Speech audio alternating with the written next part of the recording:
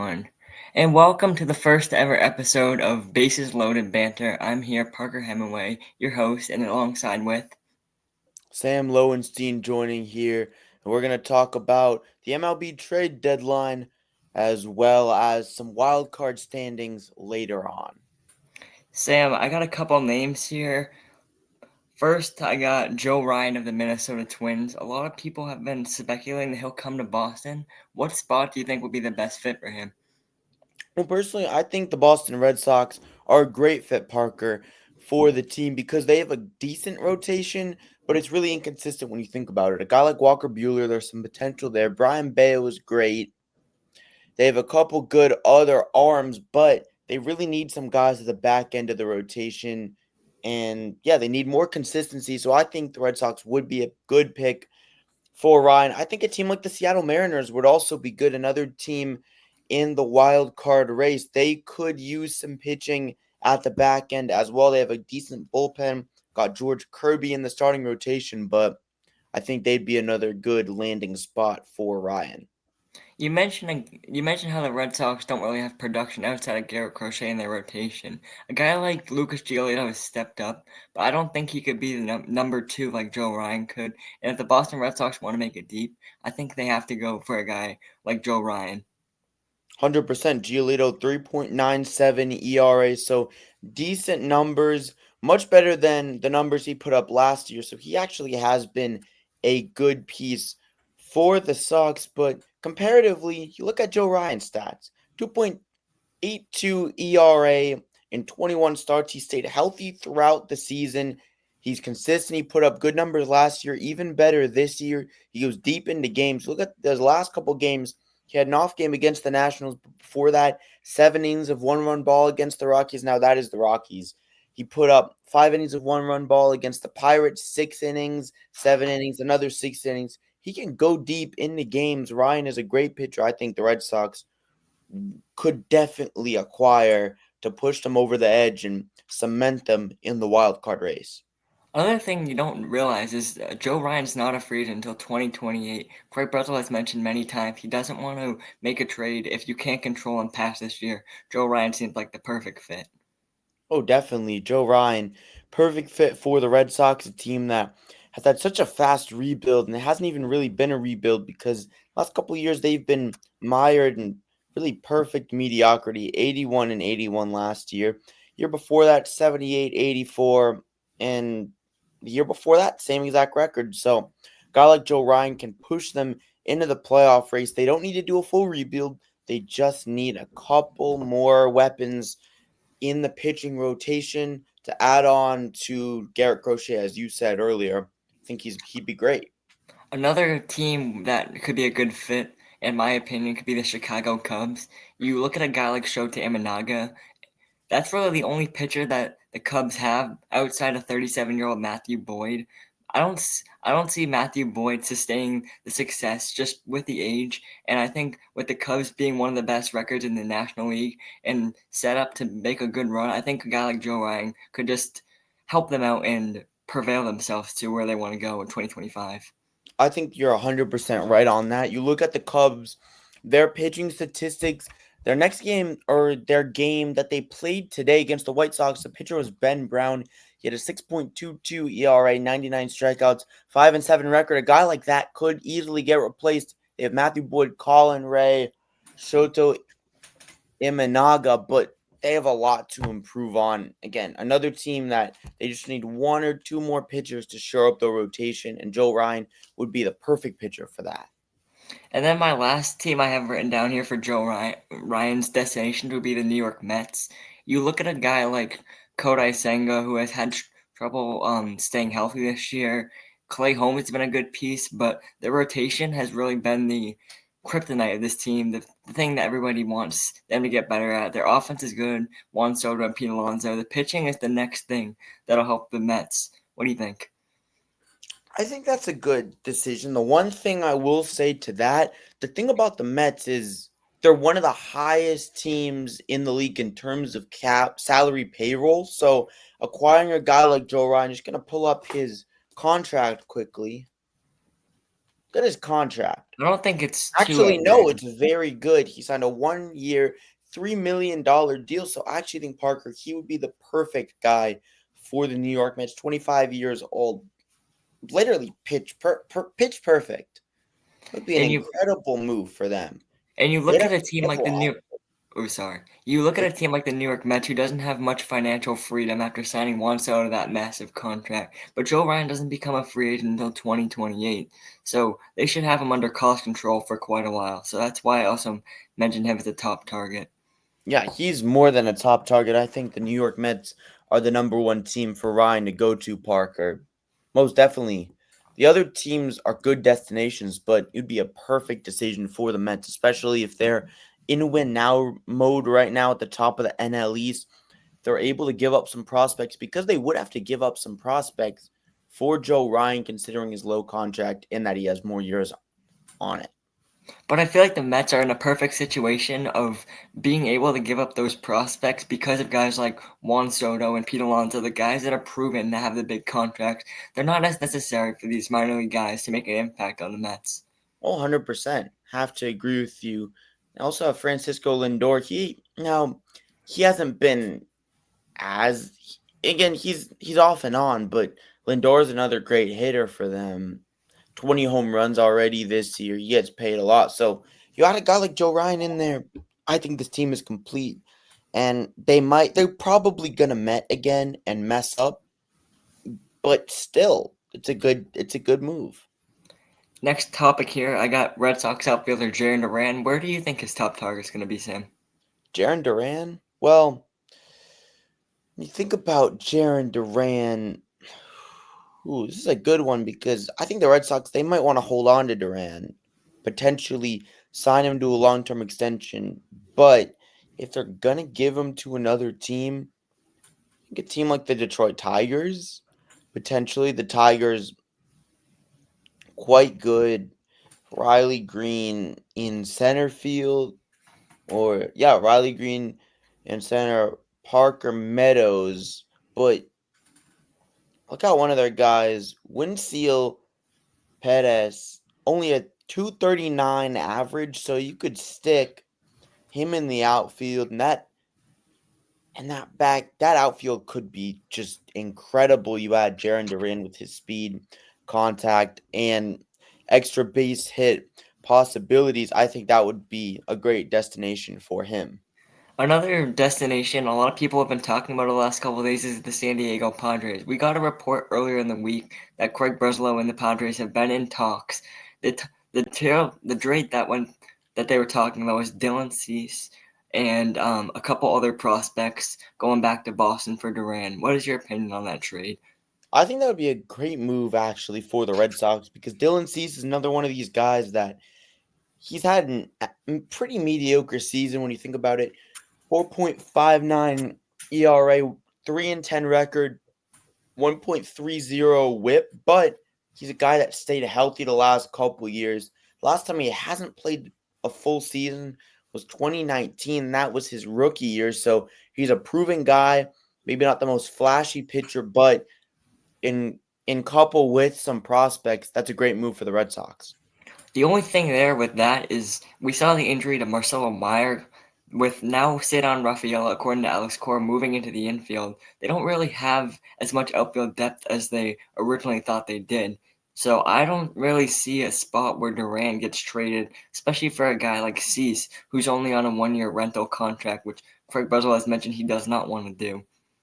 Well, that's kind of what I was saying with the earlier point. I think the best move for the Red Sox with Jaron Duran is not to trade him, to keep him and build around him as one of their stars going into the future because he's 28 years old, so he's not super young, but the guy's in his prime right now. He's had a good season, and considering not even as crazy of a season as the last 2 years, but Duran, he's a proven hitter. He's young. I don't I don't think they should trade him right now. Maybe next season, but right now they should hold on to him.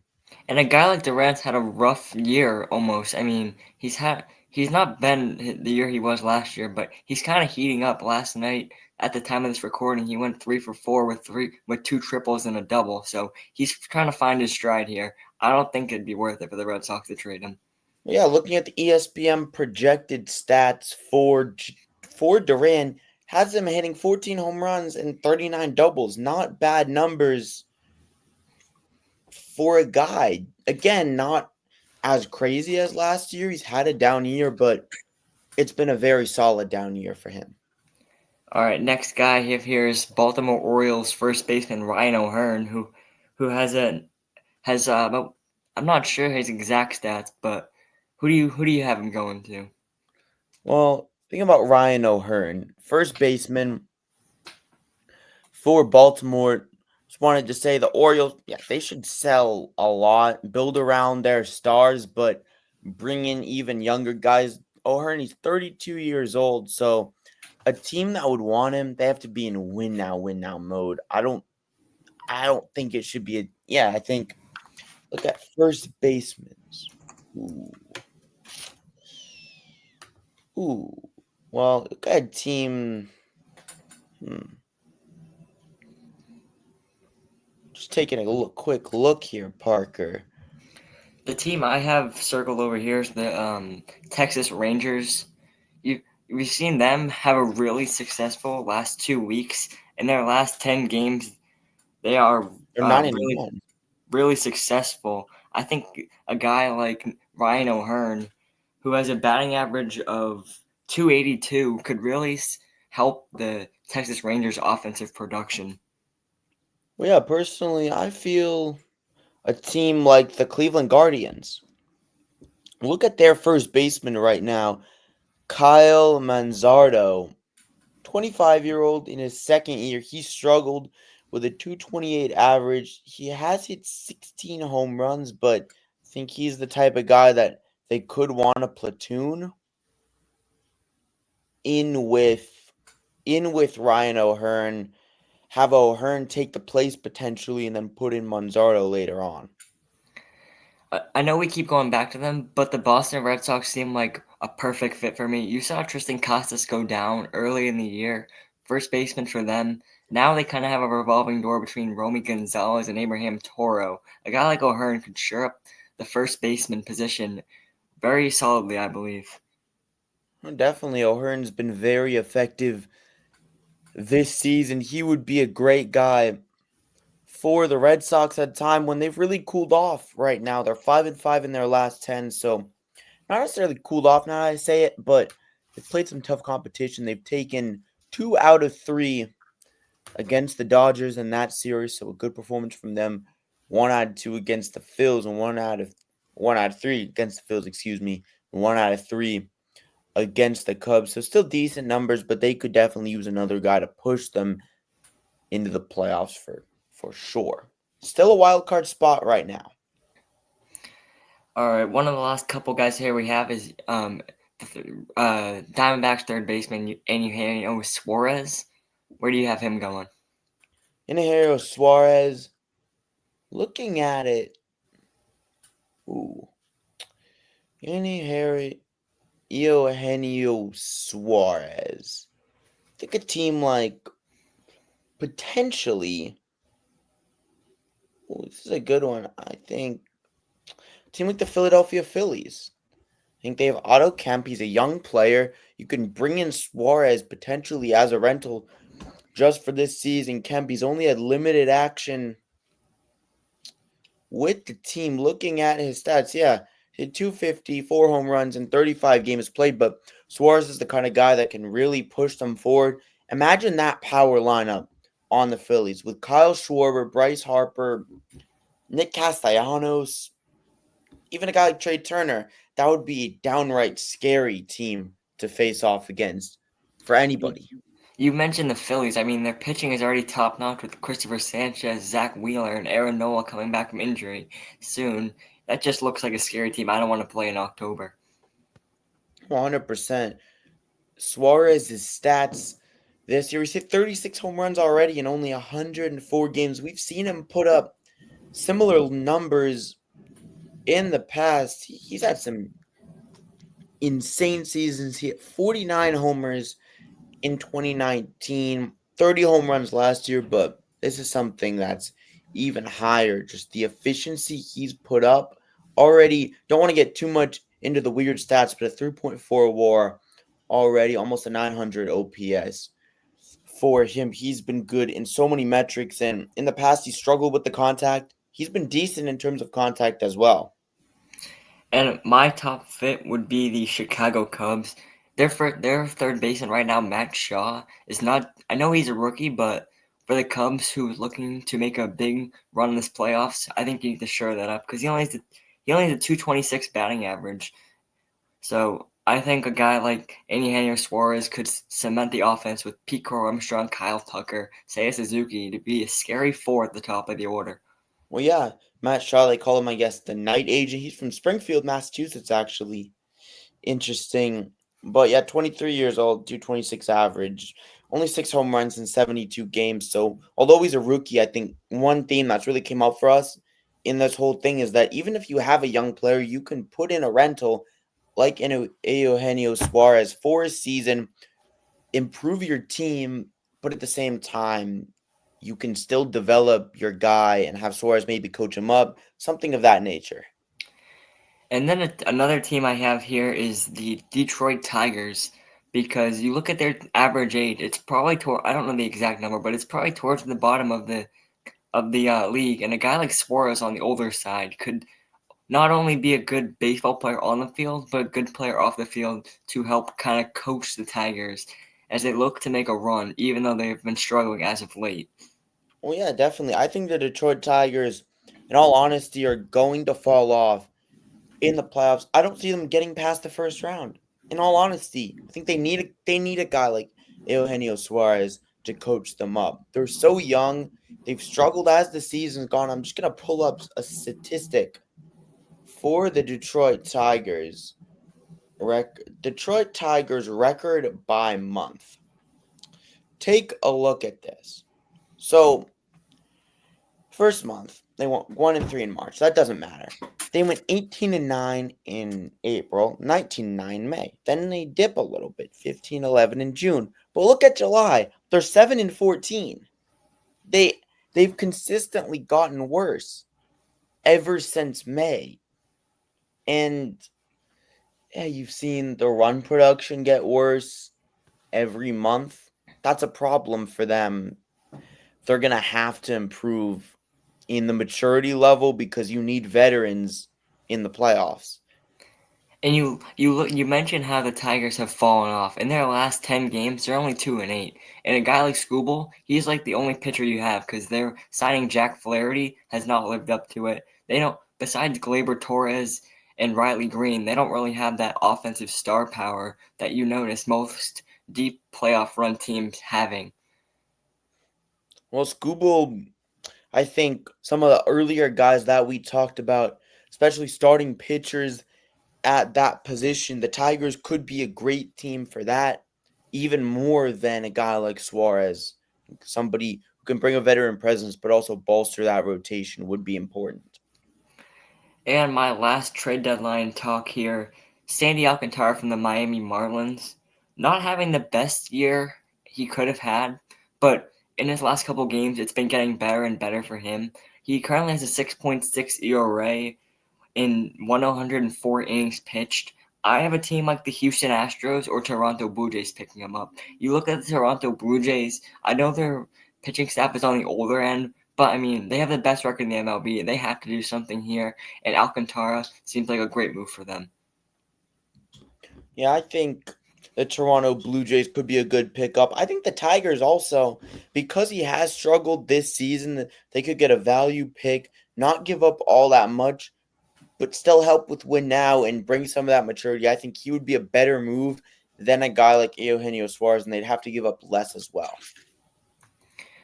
I also mentioned there the Houston Astros. You look at a guy like Hunter Brown, he's kind of fallen off as of late, who has been the anchor for that Houston starting rotation. And I feel like if they want to make their deep run that they usually make year to year, they're going to need help. So I think Alcantara matched with Hunter Brown and Framber Valdez could be a good 1-2-3 punch in a 7-game series. Yeah, definitely. The Astros, they're not as dominant of a team as they used to be, but they're still top of their division. A very strong squad, a younger team than they have been in the past. They still have Altuve and Josh Hader, Valdez. They have some of those guys that were from that dynastic run, but well, Hader wasn't from it, but I think Alcantara would be a great move for them because he could, again, similar to with the Tigers, help with the young team. Not as young of a team, but still a young team. All right. Do you have any guys we didn't mention you think could be on the trade market? Any guys that we have not mentioned that could be on the trade market? I see a guy like Josh Bell for the Washington Nationals. Josh Bell, he's 32 years old and not as high profile of a trade target for some of these teams, but Josh Bell, I think, well, a team like team like the Cincinnati Reds could pick him up. A I like that move. mid-level wild card contender. Maybe one of these top teams wouldn't, but one of the teams trying to sneak into the playoffs would definitely use a guy like Bell who has consistent power year in and year out. I like your pick there, Cincinnati Reds. They have a 56-50 record. Still in consideration for the wild card, but I mean, besides De La Cruz, their bats are a little on the lower end of top notch. I feel like a guy like Josh Bell could really benefit them, and they wouldn't even have to give up that much just because he's a rental. 100%. He's a rental, and he's not the highest tier rental either, but he's still a very solid player. And you mentioned a guy like Josh Bell from the Nationals. Another guy from the Nationals, first baseman Nate Lowe, could also be on the move. He's not a top target, but I feel like he could be serviceable for a team that just needs a bat. Exactly, the Nationals here turning out to be a big team here, but hey, look at Nate Lowe. Just 1 second. Take a look at his stats. Yeah, 15 home runs. A power bat. You can plug him in at the bottom of the order and get some home runs here and there. He is a very serviceable bat for a team that could use him. Cincinnati Reds, one of those teams. I think the Reds would be a good team. Team like the San Diego Padres. They could use another good guy just to hit some bombs here and there. And yeah, or a team like the Cleveland Guardians. Really, any you could name any of these teams. Texas Rangers, he could make a return to them. One last guy here, Baltimore Orioles closer Felix Bautista. He currently has a 2.6 ERA with 19 saves. The number one team in my head for Bautista would be the Philadelphia Phillies, only because you look at a guy like Jose Alvarado, who was recently suspended for PEDs and now does not qualify for the playoffs. The Phillies bullpen's looking a little shot after that. So a guy like Bautista, big power arm out of the back of the bullpen, could be very helpful for the Phillies. As we mentioned, their offense and pitchers already being solid, the bullpen being the last link needed to make a run. Yeah, Felix Bautista, he's been great year in and year out. And as you said, Jose Alvarado, him getting suspended, that's a killer for the Philadelphia Phillies. And in the past, their bullpen has been a kryptonite. Teams have been able to exploit it in the playoffs. That's why they haven't won a World Series with this core yet. Yeah, Felix Bautista would be a great move. They need to make some sort of bullpen move 100%. He's the right guy. And off of the trade deadline talk now, we just had a contract extension for right-handed pitcher Seth Lugo from the Kansas City Royals. He was questioned to be one of the top arms moved, but now with Kansas City locking up on a multi-year deal, how do you think that will impact the Royals' move at the deadline? Well, the Royals, they're going to want to buy more for sure, as opposed to sell. They're right in the middle of the pack. They have a good young core led by Bobby Witt Jr. He's been at it a couple of years now. He had a 332 average last season. Unreal numbers. 287 average. So a bit of a dip, but still a good year with 15 home runs. Jonathan India, Vinny Pasquantino. They're just a good team overall, and they're going to look to buy to build on this core They're one of those teams that's young. They're on the cusp of being a good playoff team. They're not there yet, but they're going to get there. I mean, with Bobby Witt at the top, anything's possible for that team, and that kid, he's great. Bobby Wood Jr., he is truly great. Now on to wild card and standings. We look at a team like the Toronto Blue Jays, who has become the number one team in MLB after having a crazy month. How do you think their longevity into the playoffs will be sustained? Well, the Blue Jays, they're going to make it past the wild card. I do believe that. But it's going to be a close series most likely. And I just see them getting knocked out in maybe the ALDS or ALCS. They're something doesn't tell me they're going to be a World Series team. I think ALCS, they're going to make a solid run. They're a good team, and they've gotten hot, but they're not going to win it all. I feel like Just the Blue Jays. I feel like they don't have enough right now. I feel like it depends on how they attack this trade deadline, as we've mentioned. 100%. It definitely depends on how they attack the trade deadline, and it just doesn't seem that right now they have quite a bit, but they still have a good team. Well, Max Scherzer, he hasn't been who he was earlier in his career. Now at 41 years old, only a 4.89 ERA, not the Max Scherzer necessarily of the past per se, but he's still Max Scherzer.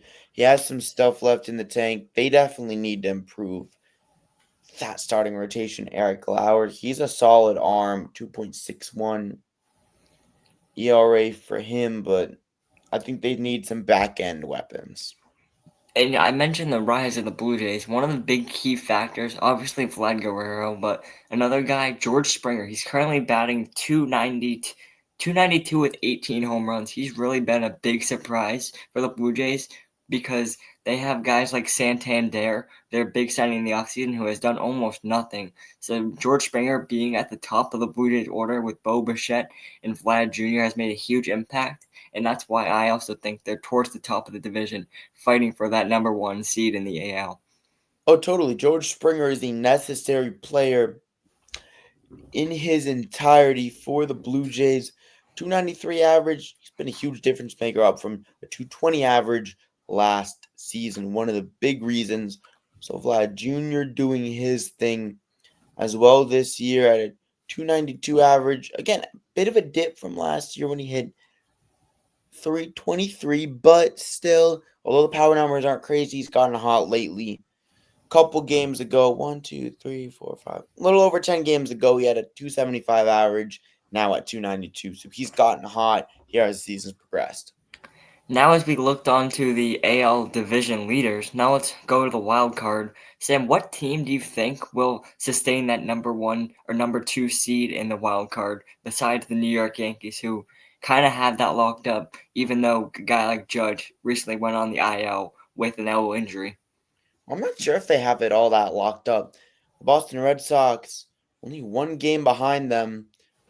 Red Sox, 6.5 games behind first place. The Yankees at 5.5. So not that big of a difference. I don't think the Yankees don't have it necessarily locked up. Of course, they're the favorite, but with Judge getting hurt, that for sure exposes them. It's a good move for them that they got Ryan McMahon, but I wouldn't guarantee anything for them. I think Seattle Mariners, Boston Red Sox, personally, I feel have a shot. They're definitely going to make the wild card, whether it's at the one spot or the two spot. They're going to be able to sustain enough success. Ironically, again, Rafi Devers leaving the team, getting traded away. It's been such a blessing in disguise. This team's had such a turnaround ever since. And a team like the Texas Rangers, who we mentioned earlier, having a kind of rise to fame over the last 2 weeks, they're now tied with the Seattle Mariners at 56 and 50. How do you think they'll sustain, and which out of those two will make it, the Mariners or the Rangers? Ooh, this is a good one. Look at the Seattle Mariners. They're a strong team. They are a strong team. I think it's going to be the Mariners. Something, Parker, whenever you just have a gut feeling about something that it's going to happen, That's how I feel about the Seattle Mariners. They're going to make it, but if history would repeat itself, it would point to the Texas Rangers. Just something tells me Seattle's going to lock it up by like a game or two. It's going to be really close, but they're going to get in. The Rangers, of course, winning the World Series a couple years ago. After, which year was that? 2023. 2023, I think. Yep. When they got a wild card spot 2 games ahead of the Mariners, where the Rangers were tied with the Houston Astros for 90 and 72 at first place. A very tight division in that one in the year where the AL was really dominated by the AL East, while the other divisions were quite a bit lacking. And now, after we go over the teams, what do you think is your three that make the AL wild card? This is a good one. I think the New York Yankees at number 3. You think they fall all Weirdly, the way down to number 3? oh, I think in the AL East. Ooh, actually, no. I think the Red Sox or the Yankees. I'm gonna say my number 3 first. If the Mariners or Rangers, I'm gonna revise that. It's gonna be Texas. It's gonna be Texas. They have a more consistent lineup than Seattle does. Texas at number 3. In all honesty, probably Boston number 2, and New York, the Yankees at number 1. That's what it's gonna be. Those 3 teams making it in.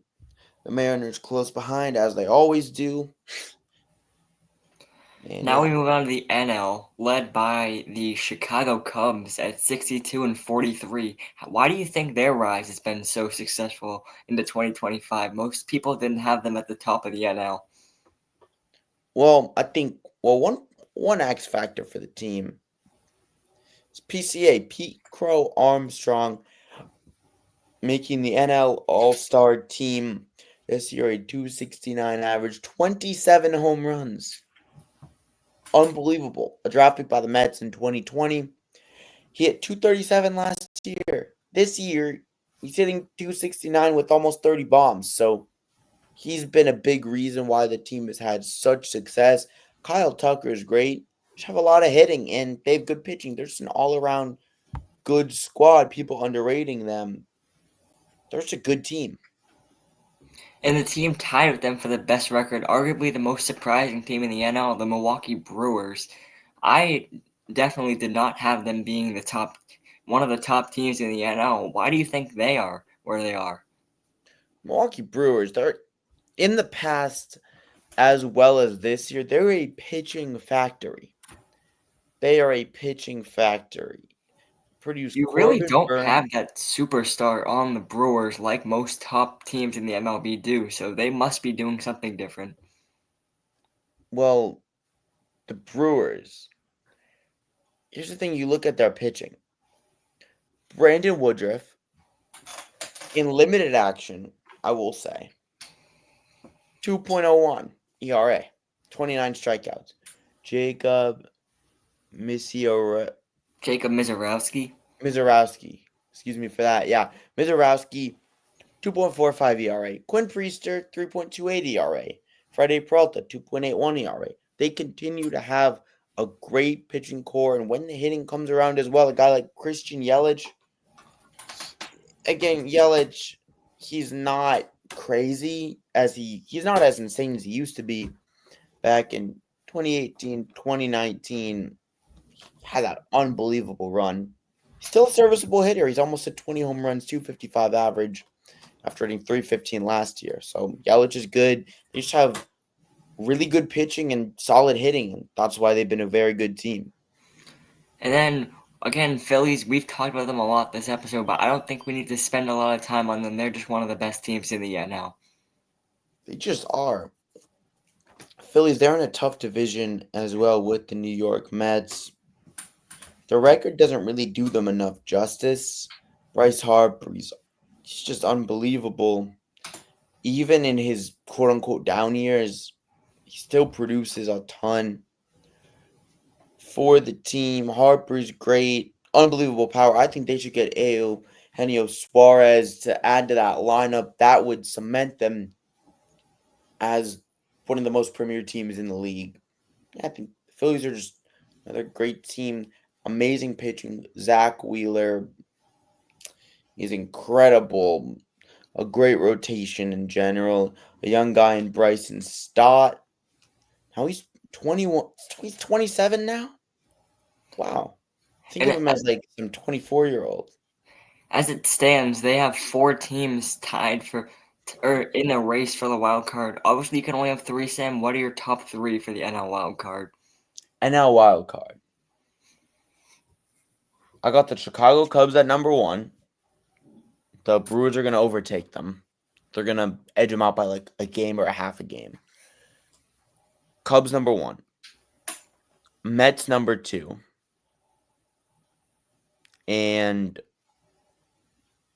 I think you have to go with the San Diego Padres. So Actually, no. Excuse, I take that back. I think it's going to be the Cincinnati Reds. Padres don't make the wild card this year. So are you saying the Phillies will win the division, or how do they get into the playoffs? Because I don't see a world where they don't make it. Yeah, they're going to win the division. Philly wins it by a couple games. Maybe the Mets fall apart because they're the New York Mets, Parker. We've seen this year after year, in one way or another, they have the eventual collapse. This year, they're going to be like a second-round exit. They're a good team, but the Phillies have more postseason pedigree than they do. And on to the last topic here. Sam, one team, who's the biggest winner and who's the biggest loser of the 2025 trade deadline, and who is their biggest acquisition? Who is the biggest winner? Parker, would you like to say yours first, potentially? I gotta look at a team like the Chicago Cubs. Personally, I feel like they get you Eugenio Suarez and I'm not sure which pitcher, but a top pitcher to go along with Imanaga. I thought we were going with already made moves. No, like current, like any team. Oh, I think it's going to be the Philadelphia Phillies. They should get Eugenio Suarez for sure. That's going to put them as a postseason favorite. Philadelphia, they're my favorite to take it home, win the World Series this year. Either them or the Dodgers, honestly. I feel like Philadelphia. I feel like one of the biggest losers of the trade deadline, you look at a team like the Seattle Mariners, because they're right in the mix for AL. But I know they added Josh Naylor, but I feel like they're gonna need more, and I feel like that's really all they're gonna have. Yeah, I gotta agree with you on that one. The Seattle Mariners, they always struggle as the season comes to an end. It's the inevitable Mariners. They play really well. They look like a good team, and then they fall apart a little bit. They collapse as the season goes on. You look at last season, missed out on playoffs by like a game. Year before that, 2023. How did the Mariners do? Yup. Missed out by like 2 games. Year before that, they make it in. But how did they do in the playoffs? Well, not that great. Year before that, barely miss out on the wild card. This is the way they work. They're going to stay in it just enough, but they're not getting in. And last thoughts here. Do you have any hot takes up until the trade deadline for our last segment here? Just a quick little hot take. Ooh, hot takes. Hot takes. I think Padres aren't making the playoffs. It's one hot take. They're a team that has had discipline problems in the past. Struggle. Not going to make it. All right, that is going to go ahead and wrap it up here for our first episode of Bases Loaded Banter. I've been Parker Emma, your host. And I'm Sam Lowenstein. Thank you for having me on, Parker. It was a great first episode. Looking to have these out every Friday, so make sure you tune in next Friday for our next episode. All right, here we go.